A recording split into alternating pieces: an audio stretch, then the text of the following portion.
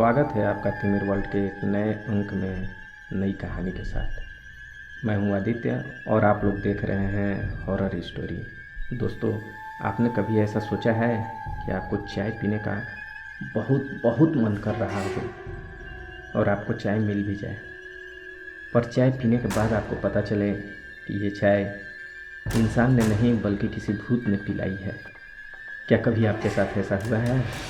ऐसा ही हुआ हमारे मित्र श्याम जी के साथ, जो धनबाद के रहने वाले हैं। उनकी हार्दिक इच्छा थी कि हम अपने तिमिर वर्ल्ड के इस अंक में उनकी कहानी को आप लोगों के साथ शेयर करें। तो चलिए सुनते हैं उनकी कहानी उन्हीं की जुबानी। दोस्तों, मैं अपने काम को लेकर प्रायः एक शहर से दूसरे शहर सफ़र करता रहता हूँ। कई बार तो लगातार कई दिनों तक सफ़र करना पड़ता है, लेकिन अपने ज़हन में मैं उस सफ़र को कभी नहीं भुला पा रहा हूँ जो मैंने पिछले साल किया था। दिसंबर 2021 की बात है। मुझे धनबाद से छत्तीसगढ़ जाना था। दिन भर व्यस्त रहने के कारण मैंने ये सोचा कि रात की ट्रेन में पकड़ूंगा। मैं दिन भर अपने काम को निपटाते हुए शाम को घर गया और फ्रेश होकर भोजन वगैरह करने के बाद मैं रात 8:30 बजे ट्रेन पकड़ने के लिए अपने घर से पैदल ही निकल पड़ा। मेरा घर धनबाद स्टेशन के पास ही है। घर से स्टेशन की दूरी मात्र 2 किलोमीटर है और रात 10 बजे की ट्रेन थी। काफ़ी वक्त था अभी ट्रेन में, तो मैं टहलते हुए पैदल ही निकल पड़ा। मैं रास्ते पर बड़े आराम से जा रहा था। जब मैं स्टेशन पर पहुंचने ही वाला था कि मेरी मुलाकात वहां पर खड़े एक औघड़ बाबा से हुई। देखने में काफ़ी मजबूत शरीर के, लंबाई करीब 6.5 फीट होगी। इतनी ठंड के मौसम में भी उन्होंने केवल एक गमछा लपेट रखा था। गले में कई रंग के पत्थरों की माला तथा चेहरे पर लंबी दाढ़ी थी। उनके चेहरे पर एक अजीब तेज नज़र आ रहा था। मुझे देखते ही वो मेरी तरफ बढ़े और मुस्कुराते हुए बोले, बच्चा, क्या तुम मेरी मदद कर सकते हो? इस पर मैंने पूछा, किस तरह की मदद? अगर संभव हुआ तो ज़रूर करूँगा, आप मुझे बताएं। तो उन्होंने मुझसे कहा कि मैं यहाँ अपनी साधना करने के लिए आया हूँ तथा पास के किसी श्मशान घाट में जाना है। क्या तुम मेरे साथ चल सकते हो? इस पर मैंने उन्हें बताया कि मैं ज़रूरी काम के सिलसिले में छत्तीसगढ़ जा रहा हूँ, इसलिए आपके साथ जाना तो संभव नहीं है। पर पास में ही स्थित एक श्मशान घाट के विषय में मैंने उन्हें बता दिया और उसकी पूरी जानकारी दी। तब उन्होंने कहा कि अच्छा ठीक है, चलो मुझे भोजन ही करा दो। ये सुनकर मैंने उनसे पूछा कि किस तरह का भोजन आप करना पसंद करेंगे। तब उन्होंने बताया कि बच्चा, हम तो औभड़ हैं, जो भी मिल जाएगा खा लेंगे।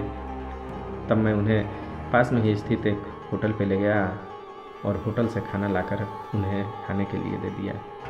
जब तक वे खाना खाते रहे, मैं वहीं पास में उनके पास खड़ा था।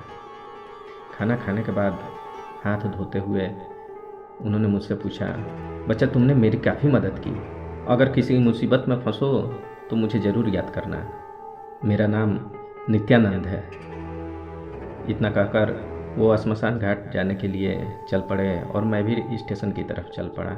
जैसे ही मैं स्टेशन पर पहुंचा, मेरी ट्रेन खड़ी थी। ट्रेन में जाकर अंदर बैठ गया। रात 10 बजे की ट्रेन थी। अभी भी काफ़ी समय बचा हुआ था, लेकिन ट्रेन में कोई विशेष भीड़ नहीं थी। ठंड का मौसम होने के कारण कम ही लोग सफ़र कर रहे थे। दोस्तों, जाने अनजाने में हम लोग कुछ ऐसे काम भी कर देते हैं जिसका आगे चलकर हमें काफ़ी फ़ायदा होता है। वैसे तो मैं थोड़ा दानी प्रवृत्ति का व्यक्ति हूँ। अपनी कमाई का कुछ हिस्सा मैं गरीब और दीन दुखियों में दान कर दिया करता हूँ, उनकी मदद करते रहता हूँ। और हाँ, जिसे इसकी आवश्यकता हो उसी की मदद करता हूँ। जैसे ही 10 बजा, ट्रेन इस स्टेशन से चल पड़ी। ट्रेन में अभी काफ़ी कम ही लोग थे। कई बर्थ तो एकदम खाली थे। मैं भी जिस बर्थ पर बैठा था वो एकदम से खाली था। कोई दूसरा व्यक्ति उस पर नहीं था। ट्रेन चलने के कारण बाहर से ठंडी हवा आने लगी और रात का समय होने के चलते मुझे ठंड भी लगने लगी। मैंने जल्दी से पास की सभी खिड़कियों के शीशे बंद कर दिए और अपनी बर्थ पर लेट गया। दिन भर काम करते रहने के कारण मुझे नींद आ गई और मैं जैसे ही लेटा सो गया। जब मेरी नींद खुली तो ट्रेन एक स्टेशन पर खड़ी थी। मैंने बाहर निकल कर देखा, स्टेशन तो काफ़ी छोटा था, कहीं कोई व्यक्ति नज़र नहीं आ रहा था और मुझे ठंड भी लग रही थी। एकाएक मेरा मन चाय पीने का हुआ और चाय पीने की इतनी तेज़ इच्छा जाग उठी कि मैं बाहर प्लेटफार्म पर चाय वाले को खोजने लगा, पर कहीं कोई चाय वाला नहीं मिला। मैं ट्रेन के डब्बे के पास आकर बाहर खड़ा था, तभी किसी की आवाज़ मेरे कानों में पड़ी, चाय चाय, गर्मा गर्म चाय। ये सुनकर मेरी चाय पीने की इच्छा और जाग उठी और मैं उसी तरफ बढ़ने लगा जिधर से आवाज़ आई थी। आवाज़ सामने की तरफ से आ रही थी और बढ़ते बढ़ते मैं ट्रेन के इंजन के करीब पहुंच गया। फिर भी वहाँ कोई नज़र नहीं आया। एक बार दोबारा वही आवाज़ मेरी कानों में पड़ी, चाय चाय, गर्मा गर्म चाय। ये आवाज़ आगे की तरफ से आ रही थी। इंजन के करीब आकर मैंने ड्राइवर से पूछा कि गाड़ी कब तक यहाँ रुकेगी। इस पर उन्होंने बताया कि आगे कुछ गड़बड़ है, शायद पटरियों का काम चल रहा है, इसलिए रेड सिग्नल है। काम जैसे ही ख़त्म हो जाएगा गाड़ी चल पड़ेगी, आप जाओ और ट्रेन में जाकर बैठो। पर मुझे तो चाय पीने का मन कर रहा था। जैसे ही मैं ट्रेन के आगे की तरफ बढ़ा, ड्राइवर ने फिर कहा, आपने सुना नहीं, आप जाओ ट्रेन में जाकर बैठो। वैसे ये इलाका ठीक नहीं है, अकेले घूमने पर कुछ भी हो सकता है। उनकी बातों को नज़रअंदाज करते हुए मैं आगे बढ़ने लगा। बहुत दूर तक का तो कुछ दिखाई पड़ नहीं रहा था। ठंड का मौसम और काली अंधेरी रात और इसके बाद कुहासे का समय, चारों तरफ कोहरा गिरा हुआ था। थोड़ी ही दूरी तक दिखाई पड़ रहा था। पर इस बार फिर उस चाय वाले ने आवाज़ लगाई, चाय चाय, गरम चाय। मैं थोड़ा और आगे बढ़ा। आगे बढ़ते ही मैंने देखा एक व्यक्ति चाय की केतली लेकर आगे की ओर बढ़ता जा रहा है। मैंने उसे आवाज़ लगाई, चाय वाले, ओ चाय वाले, मुझे चाय चाहिए। इस पर वो व्यक्ति खड़ा हो गया। जब मैं उसके करीब पहुंचा, चाय तो ख़त्म हो गई है बाबूजी, अगर आपको चाय पीनी हो तो थोड़ी ही दूरी पर मेरा स्टॉल है, चलिए वहाँ चलकर पी लीजिए। अब मैं सोच में पड़ गया कि कहीं मैं चाय पीने जाऊँ और ट्रेन चल पड़ी तो। तभी उसने कहा, घबराइए मत, आगे क्रॉसिंग पर एक एक्सीडेंट हुआ है और पटरियाँ भी उखड़ गई हैं, उसी की मरम्मत चल रही है। आधे घंटे से पहले ये ट्रेन चलने वाली नहीं है, तब तक आप चाय पीकर वापस चले आएंगे। मुझे उसकी बात अच्छी लगी। उसकी बात से सहमत होकर मैंने कहा, ठीक है चलो पिला ही दो। इस पर उसकी आंखों में एक अजीब चमक आ गई और वो आगे आगे बढ़ता रहा, मैं उसके पीछे पीछे चलता रहा। जैसे ही मैंने चलना प्रारंभ किया, पता नहीं कहाँ से एक कुत्ता वहाँ आ गया और वो लगातार भौंके जा रहा था। मेरे करीब आकर वो बार बार भौंकने लगा और अपनी पूंछ हिला रहा था। ऐसा लग रहा था मानो वो मुझे आगे बढ़ने से मना कर रहा हो, पर मैंने उस ओर कोई विशेष ध्यान नहीं दिया। इस पर वो चाय वाला बोला, अरे बाबूजी, कहाँ आप उसके चक्कर में पड़ गए, उसका तो काम ही है भौंकना, आइए चलिए चाय पी आइए, नहीं तो देर हो जाएगी। और वो आगे बढ़ने लगा। मैं भी उसके पीछे चलने लगा। थोड़ी ही दूरी पर मैंने देखा कि एक टेबल है जिस पर 2 केतलियाँ रखी हुई हैं। पास जाकर उसने प्लास्टिक के गिलास में चाय निकाली और टेबल पर रख दिया तथा थोड़ी पीछे हटकर मुझसे कहा, लो बाबूजी पी लो चाय। मैंने जैसे ही चाय के गिलास को हाथ में लिया, उसकी आंखों में एक अजीब तरह की चमक आ गई। वो मुस्कुराने लगा। मैंने चाय के कप को उठाकर जैसे ही मुंह से लगाया और पहले ही चुस्की ली थी कि लेकिन ये क्या है, इसका टेस्ट तो एकदम भद्दा लगा। मैं बाहर थूकते हुए बोला, अरे अरे ये क्या पिला दिया मुझे, ये कैसी चाय है। पर सामने देखा तो वो व्यक्ति तो था नहीं वहाँ पर, वो गायब हो चुका था। मैंने गिलास में देखा तो लग रहा था कि किसी जानवर या किसी व्यक्ति का खून हो, एकदम लाल रंग। मैंने तुरंत गिलास को फेंक दिया, लेकिन वो व्यक्ति जहाँ खड़ा था उसी जगह पर एक भेड़िया नजर आने लगा जो मेरी तरफ देखते हुए गुर्रा रहा था। उसकी आंखें लाल लाल चमक रही थी। ऐसा लग रहा था मानो वो मुझ पर हमला करने वाला हो। तभी गुर्राते हुए वो मुझ पर झपटा। मैं थोड़ा पीछे हटा, उसके वार से तो मैं बच गया, लेकिन उसका पंजा मेरे कंधे पर लगा। मेरी शर्ट फट गई और कंधे पर एक खरोंच आ गया। वो भेड़िया अपने नाखूनों में लगे मेरे खून को चाटने लगा और मैं काफ़ी डर चुका था।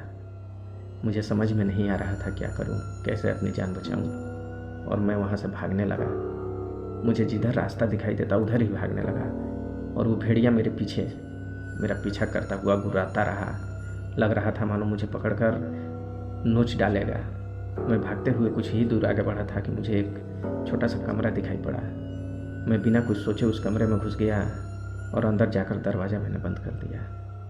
मुझे लगा मानो अब मेरी जान बच गई, अब मैं इस भेड़िए से सुरक्षित हो गया। कमरे में काफ़ी अंधेरा था, थोड़ी बदबू आ रही थी, और जान बचाने के लिए ऐसा माहौल सहन करना कोई बड़ी बात नहीं थी। तभी मेरा पैर किसी चीज़ से टकराया। मैंने जेब से अपनी मोबाइल निकाली और मोबाइल के टॉर्च को जलाकर जब देखा तो मैं भौचक्का रह गया। कमरे में कोई सामान नहीं था, सब तरफ हड्डियाँ बिखरी पड़ी थी। ऐसा लग रहा था मानो किसी आदमी की हड्डियाँ हैं। पास ही 2 कंकाल पड़े हुए थे जिनसे मेरा पैर टकराया था।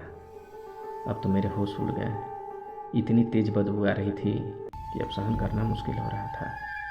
मुझे लगा कि बाहर अब भेड़िया वहाँ से निकल गया होगा।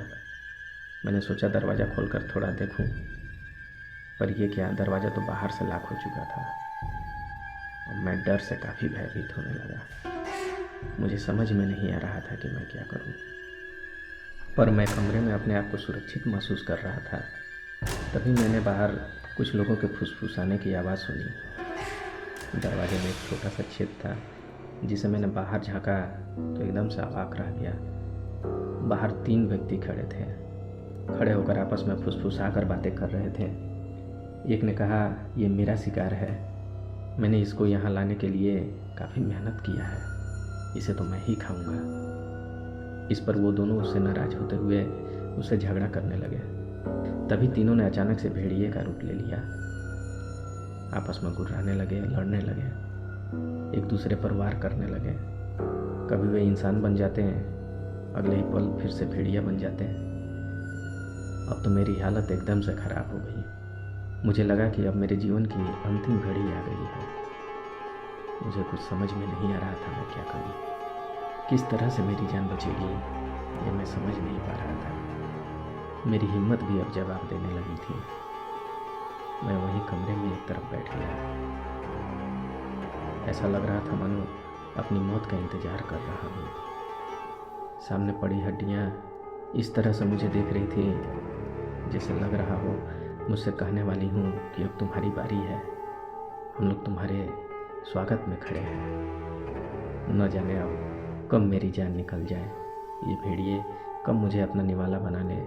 मैं ये सब सोचता हुआ वहीं बैठा रहा। ऐसा लग रहा था मानो अब मैं अपनी मौत का इंतज़ार कर रहा हूँ। मुझ में अब कुछ भी सोचने समझने की हिम्मत नहीं बची थी। तभी मुझे उस औघड़ बाबा की याद आई। उन्होंने मुझसे कहा था कि जब भी मुसीबत में पड़ो तो मुझे ज़रूर याद करना। मैंने अपनी दोनों आंखें बंद कर ली और मन ही मन पुकारा, बाबा, बाबा नित्यानंद बाबा, मेरी मदद करो, मेरी जान बचाओ बाबा। इतना कहते ही मुझे लगा मानो कोई मुझसे कह रहा हो, बेटा डरो मत, डरना छोड़ो और उठो यहाँ से, तुम दरवाज़ा खोलो और पूरी फुर्ती के साथ जिधर से आए हो उधर ही भागो। न जाने कहाँ से मेरे शरीर में अब हिम्मत आ गई। मैं खड़ा हुआ और मैंने दरवाजे को अंदर से खोलकर धीरे से धक्का दिया तो पाया कि दरवाज़ा बाहर से खुल चुका था। दरवाज़ा थोड़ा खोलने पर मैंने देखा वो तीनों आपस में भिड़े पड़े थे।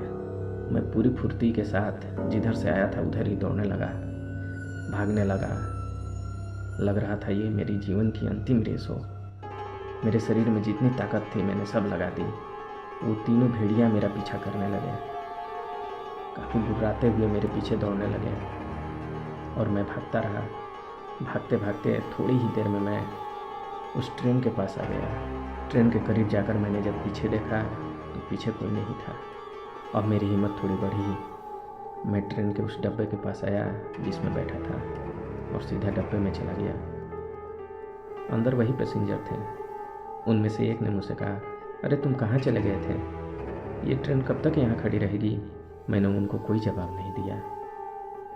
दौड़ने की वजह से मेरा पूरा शरीर हाँफ रहा था। मैं गया और अपने बर्थ पर बैठ गया। मेरे पूरे शरीर से पसीने छूट रहे थे।